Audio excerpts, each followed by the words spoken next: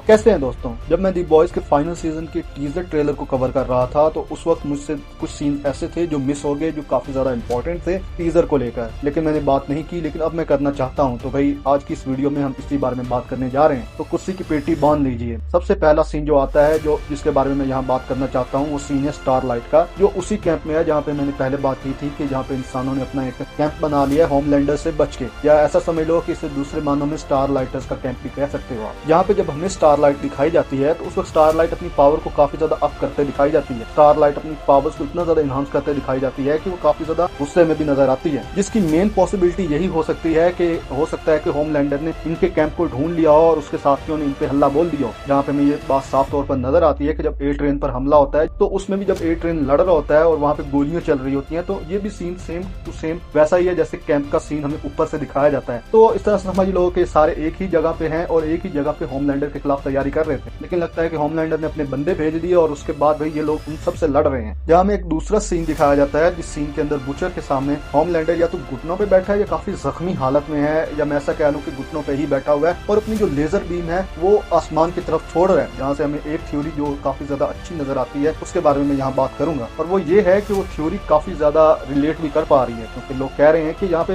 Homelander को मारा नहीं जाएगा, क्योंकि हमने देखा था कि सीजन 4 के अंदर जो वायरस था वो काफी ज्यादा लोगों पर इफेक्ट करता है। तो लोगों का मानना यह है कि यहाँ पे स्टारलाइट इसको ऐसा करने नहीं देगी बुचर को। तो जाहिर बात है कि बुचर का जो प्लान होगा वो फ्लॉप होगा और उसके बाद वो डिसाइड करेगा कि नहीं, अच्छे सूप्स को रहना चाहिए और जो ये बैड सूप्स जो करप्शन करते हैं खासतौर पर होमलैंडर, इसको ठिकाने लगाना चाहिए। उस वक्त वो एक ऐसा वायरस बनाएंगे जिसके जरिए से होमलैंडर को डीपावर किया जा सके, क्योंकि ये सारे लोग उसी के इशारे पे नाच रहे हैं। और दूसरी तरफ हम ये भी देख चुके हैं कि सीजन 4 के एंड पे बुचर भी काफी ज्यादा पावरफुल हो चुका था अपने टाइम के लिहाज से, और अब वो भी अपने सामने खड़े होमलैंडर को थोड़ा बहुत तो पेल ही सकता है। यहाँ दूसरी तरफ ये भी देखा जा सकता है कि होमलैंडर एट दी एंड काफी टूटा हुआ भी नजर आ रहा है। बाय द वे इसके अलावा लोग थ्योरीज बना रहे हैं कि होमलैंडर ने अपने बेटे रायन को मार दिया होगा, जिसकी वजह से उसके जो चेस्ट पे जो सीन बना है, उसके जो वो निशान से बने हुए हैं लेजर बीम के, वो शायद उसी ने किए होंगे। मे भी हो सकता है, लेकिन यहाँ पे हम ये बात अच्छे तरीके से जान चुके हैं कि इस सुपर हीरो यूनिवर्स के अंदर कुछ भी हो सकता है और उस जैसे और भी बहुत से लोग हो सकते हैं। और हम ये बात अच्छे तरीके से जानते हैं कि वॉर्ड कभी पीछे हटेगा नहीं और वो अपनी हरकतों से बात आने वाला नहीं है, क्योंकि तुम्हें ये बात पता होनी चाहिए कि अभी तक स्टैन एडगर्स जिंदा है, वही बंदा जिसने होमलैंडर को पसीने छुड़वाए हुए हैं। बंदा सिर्फ अपनी बातों से उससे पसीने छुड़वाने के लिए काफी है। बाकी भाई तुम्हारी इसके बारे में क्या ओपिनियंस है, अपनी ओपिनियंस कमेंट सेक्शन में दे सकते हो। मैं वेट